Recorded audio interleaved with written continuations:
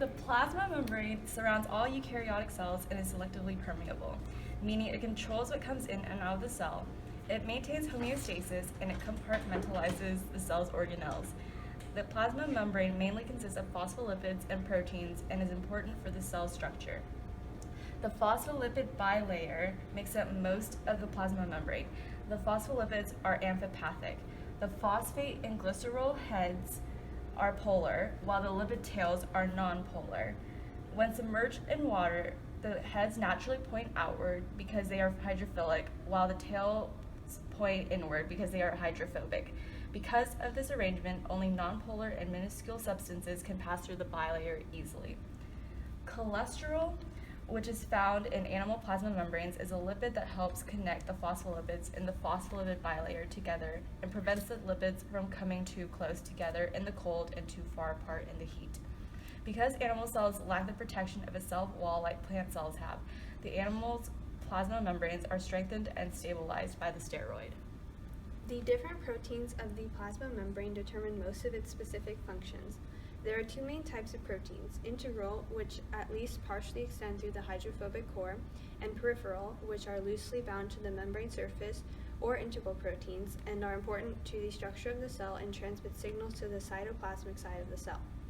The extracellular matrix, which is these white strings here, are composed of glycoproteins, collagen, proteoglycans, and fibronectin, and they surround the animal cell. The cytoskeleton, the blue, is a support structure for the cell within the cytoplasm. And this is the cytoplasmic side of the cell, and this is the extracellular matrix side of the cell. And the microfilaments of the cytoplasm, they provide a framework for the attachment of organelles and molecules.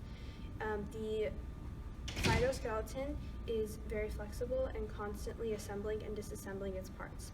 Attachment proteins here are called integrins, bind the extracellular matrix to the microfilaments of the cytoskeleton. They form the bridge between the cell surface and the cytoplasm. Glycolipids here are proteins made of a lipid and carbohydrate. They are important for signaling, as molecules from the outside can attach to the sugars on the glycolipids to be used in the cell. Glycoproteins here are made of a carbohydrate attached to a protein.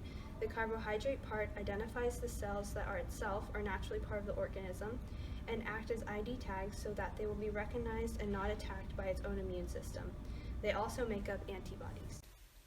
Two types of transport proteins can be found in plasma membranes: channel proteins and carrier proteins. Both are specifically for the type of molecule they translocate. Channel proteins have a passage that allows polar molecules and ions to move in and out of the cell. Aquaporins are specialized channel proteins that allow water molecules to pass through the membrane. Signal transduction proteins transmit chemical signals across the membrane to cause a cellular response.